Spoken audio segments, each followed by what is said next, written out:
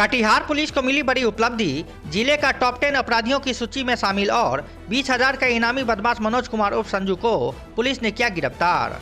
Katihar SP वैभव शर्मा ने बताया कि संजू हाल ही में एक माइक्रो फाइनेंस एजेंट से बंदूक की नोक पर 35,000 रुपये लूट लिया था। यह लूट 28 अक्टूबर को प्राणपुर थाना क्षेत्र के कुशियारी गाँव के पास हुई थी, जहां हथियार के बल पर 3 अपराधियों ने micro finance agent Dharmendra Mishra से नगद और मोबाइल लूट लिया था।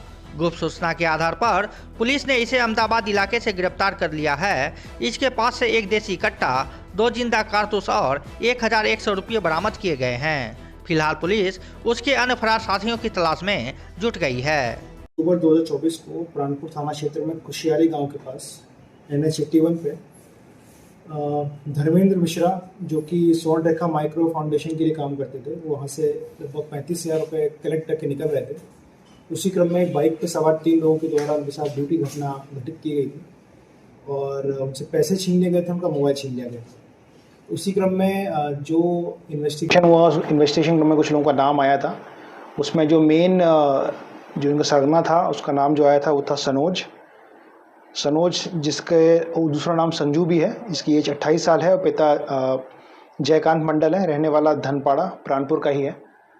तो इसको लेकर हम लोगों ने टीम बनाई, लगातार हम लोग छापेमारी कर रहे थे और बाद में इसके ऊपर 20,000 रुपये का इनाम भी घोषित हुआ था और ये ज़िले के टॉप 10 में शामिल हुआ था।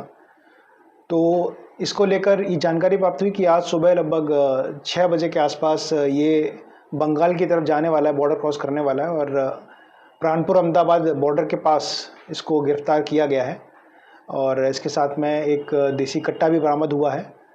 ये इन टोटल लगभग 7 केसेस में इन्वॉल्व रहा है और आर्म्स एक्ट का 8वां केस इसका है।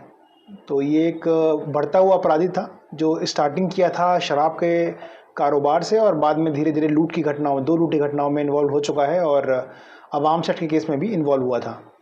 तो इसको इनिशियल फेज़ में ही गिरफ्तार करके हम लोगों ने जिस क्षेत्र में एक नया गिरोह जो उत्पन्न हो सकता था उसको कंट्रोल किया गया है और हमको उम्मीद है कि आने वाले टाइम में प्राणपुर में इस तरह की रोड पर लूट की घटनाओं में कंट्रोल होगा।